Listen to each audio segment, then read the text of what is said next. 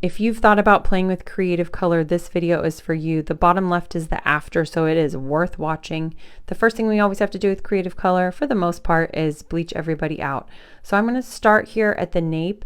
Unlike doing a root retouch or a zone 1 or whatever you want to call it, where you start at the top and you do the outline and you work your way from the top to the bottom. If you've ever tried to do that with any sort of lightener, the hair gets extremely tangled, almost like spider webs, and it's so hard to get your brush through it.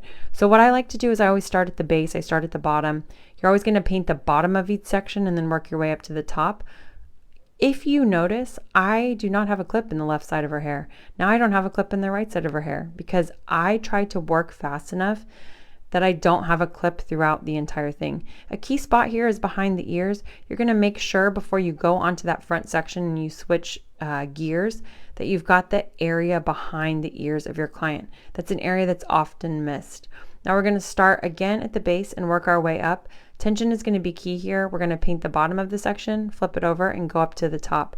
If you guys haven't tried this yet with any sort of creative color or bleach retouch, it will change your life. Now, here is a huge tip for you guys. I love doing this. I've seen so many other stylists post about this, but I have not seen it in this way. So I wanted to share it with you. I do it all the time and I never thought to actually capture it. Instead of creating a hole in the back of the cap and pulling all the hair back and possibly having like a bleach overlap, my biggest tip for you guys is going to be taking the sections that you already have, the nice 4 quadrants, and pulling those through 4 separate sections where the hair already lives. So where you would clip a sectioning clip, you're going to just take your fingers, pop a little hole in that processing cap, reach in with your fingers and pull out that section. The great thing about this is even when you're doing like a root retouch or a regrowth, the hair should not be pulled back for processing, especially if you have foils and balayage film or something like that in there. If you need to put a cap on it, put a cap where the hair lives and pull through 4 different sections. It's so much easier and you're going to get such a good lift. Just make sure not to put too big of holes or the heat will come out.